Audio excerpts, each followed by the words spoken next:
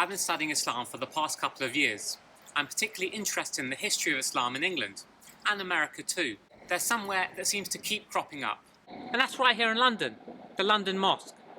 So I've been in touch with a local Imam, who's also got a passion for history. He's been engaging with me, and we've been talking a lot about Islam in America and Islam in England.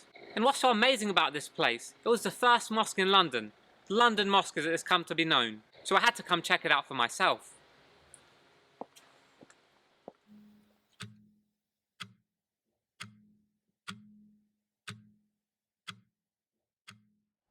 The past few years have shown a rise in xenophobic, racist, Islamophobic rhetoric. That's not a surprise to any of us. But here's the thing. Islam has always been here in Europe. The Umayyad Empire rescued Spain from the clutches of Roderick. In the 8th century, King Offa of Mercia minted a coin with an Islamic inscription. So Islam has always been here. Now let's go back 100 years. In the last episode, we focused on how Islamic values galvanised British intellectuals in London and across the world. I wanted to focus in on that.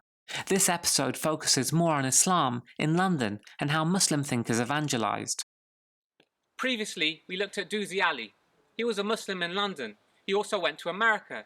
He was pivotal in spreading Islam in England and America. But there are more people that we need to look at.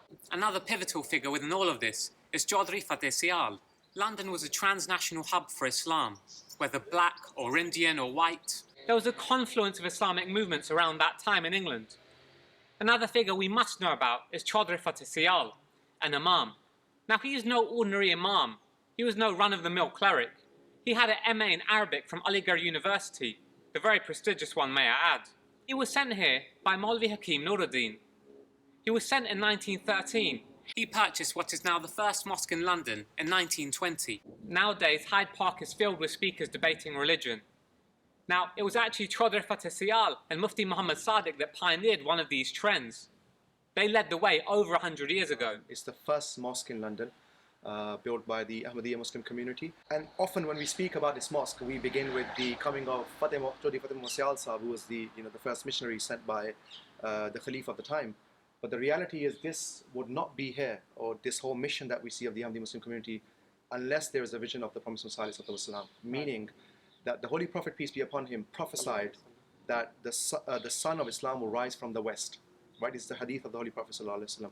And the Prophet ﷺ explains this, and he says that what this means is that many of the Western people, the indigenous people that have been ignorant of the Islamic teachings, there would come a time that they would accept this Islamic teaching. And if one reads history, you would find that Islam was portrayed, even in this day and age, you would know that in a very negative light. Right, but here, because the society is not the same as it was 100 years back, now you have a lot more multicultural society. A lot of Muslims that can present their point of view. At that time, it was the Christian clergy, or how Islam was presented, was in a very negative light, right? And it was our responsibility to change that. And the vision of the Prophet ﷺ was, as I said, to convey that the true message of Islam. It was poor women in India who sold their jewelry to build a mosque in London. A mosque most of them would never even see. Such was their dedication and love of Islam. Now this mosque is pivotal in the history of Islam in England, and America for that matter too. Let's talk about the convocation, the inauguration. The call to prayer was heard so loudly across London, wrote the Daily Chronicle. But it was more than just a place for prayer. This became a place of prestige.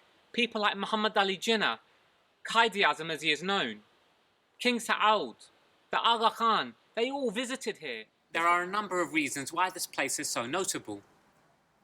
Prominent convert Khalid Sheldrake came here. It rapidly became a centre for Islam in the West. In fact, it was at this mosque where Muhammad Ali Jinnah announced his return to politics. So part of my research has been looking at Khalid Sheldrake and other notable people that came to this mosque, and that was almost 100 years ago. Yeah. Could you tell me a bit more about those kind of influential figures? Yeah, I mean, Khalid Sheldrake was a young individual like you and me, if you consider us so young. And he was, of course, converted to Islam, but there's something very specific, and that's in Review of Religions. He wrote an article, and he talks about how Islam is perceived in England, and what so far has reached England is through the Christian clergy and Latin sources about Islam, and a lot of vilification of the Holy Prophet, peace be upon him, and negative sort of portrayal of Islam that people have seen. And he talks about an uphill struggle, and he praises the Ahmadiyya Muslim community and says that this is the task that we have at hand.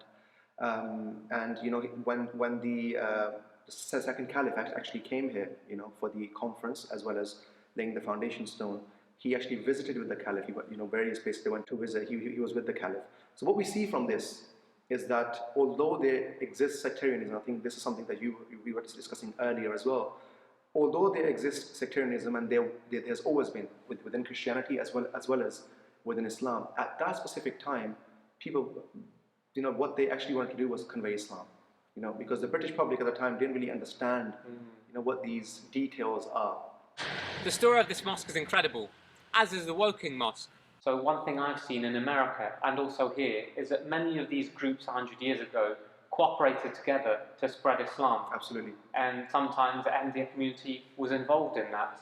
Absolutely. I would say, because, I mean, everybody has their own view, but in my opinion, the Ahmadiyya Muslim community was at the forefront, because you've actually made a video about the Woking mission.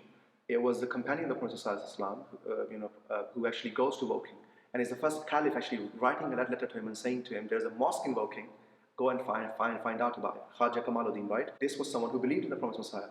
And so we believe that we've been at the very forefront of conveying the message of Islam.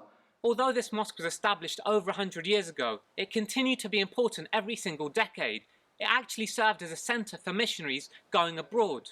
It was here the missionaries were sent, and then sent to the rest of the world to spread Islam zealously. Whatever academic material that you come across, it basically speaks about, you know, missionary excursions from the West, talks about trade links, alliances.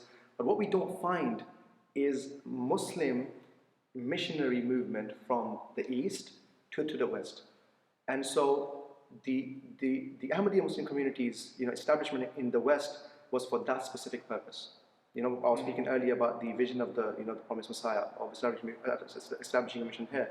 So there were Muslims there, they're walking around. But what I'm saying here is that to specifically convey the message of Islam and to convert the British public to Islam, this is the first mission. So earlier we were talking about the different sects, and in America I can see that a lot of different people communicated and got together, religious, secular, you know, pro-black as well. And to some degree that also happened here, and that's what my research is about. Yeah. So why is it that Ahmadi community is deemed as heterodox? I mean, these definitions, what each and every individual takes as, right, is subjective. From the perspective of the Ahmadiyya Muslim community, we believe ourselves to be orthodox, right? We believe in the Holy Quran. We believe in the ahadith of the Holy Prophet, peace be upon him, the sayings of the Prophet. We believe in the, you know, the pillars of Islam that are there. But the thing is, the Holy Prophet himself prophesied, right, that there will be, you know, there's a famous hadith which talks about that the dispensation of Moses, it turned into 72 sects, and mine would be divided into 73. So he himself prophesied, and he says one would be, you know, upon the right, and the others would be upon wrong. Now everybody says we are upon the right, and that's something to study and research about. But from our perspective, we believe ourselves to be very, very much orthodox. Now for me, in some ways, this is all by the by, but it also ties into my previous research. That's because a lot of my research is focused on Islam in America, but it's so closely intertwined with Islam in England. Undeniably, one of the most important, if not the most important figure in American Islam is Mufti Sadiq, and he appears in both countries. This was the same Mufti Sadiq that saw a spark in black consciousness and tapped into it. Eminent scholars like Patrick Bowen, Richard Brent Turner, Fatima Fanusi talk about the Ahmadiyya community's efforts across the Western world as unique. It was this very man, Sadiq, who left England on 26 January 1920 aboard the SS Haverford. He later went on to establish the longest-running journal in America about Islam.